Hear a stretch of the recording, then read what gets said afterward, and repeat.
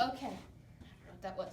Okay, we are gonna convert fractions. Actually, we're gonna show you how to convert fractions, decimals, and percents. We're going to change a percent to a decimal. So 25% to a decimal. You could also do this, which would be 25.0%. You would move the decimal to the left twice, and then decimal there, 0 in front of it. So that would be 0.25. Alright, now we're going to show how to change a fraction to a percent. So once again, you want the denominator to be 100. So it's always going to be 100. So 100. And you multiply 5 by 20 to get that. So I have to multiply 4 by 20 as well. You get 80. 80 over 100. And your percent. 80%. Okay, now we're going to show how to change a percent to a fraction. So this percent right here, 60%, I'm going to write it over 100. 60 over 100. And then we reduce it. So you divide by 20 to get 3/5.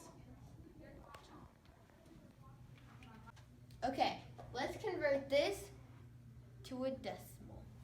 Now, first of all, you can't quite convert this right straight to a decimal. So you find out what the denominator will always be 100. So 5 times what equals 100, which is 20. So 5 times 20. And then you use this number also up here. So then 4 times 20. So 4 times 20 equals 80. So then you use this number for your decimal. So 0.8, because you don't always need to put your 0. So that's your decimal for 4 over 5. You would change a decimal to a fraction. So you got my last name, and this is in the hundreds place. So you put 5 over 100. Then you need to reduce it to get your good fraction. Divide it by 5. Get 1 over 20. And that is your reduced fraction. Okay, let's convert this to a percent. Well, how do you do that? Well, to find a percent, you have to move this over to the decimal place over to the right twice. Now this only works on decimal because we're on decimal right now, okay? So you move this over to the right twice. 1, 2. So it'd be 72.5%. And if you have an extra number behind the decimal, you put it down on your percent. Unless it's a 0, then you don't need to. So you're going to change a decimal to a fraction. So what would you do is you would go to the last name, and that's in the hundreds place. So it'd be 3 over 100. And you wouldn't have to reduce that because it's prime. So your answer is 300.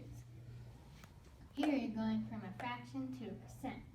So you're going to put it over 100, and half of 100 is 50. So it would be 50 over 100. And then that would be half of a percent. So it would be 50%.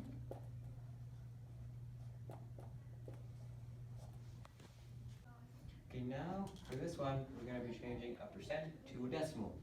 And the decimal point for this percent right here, so we got to move it 2 to the left. So a decimal, 0.3. And then for this example, we're changing a decimal to a percent.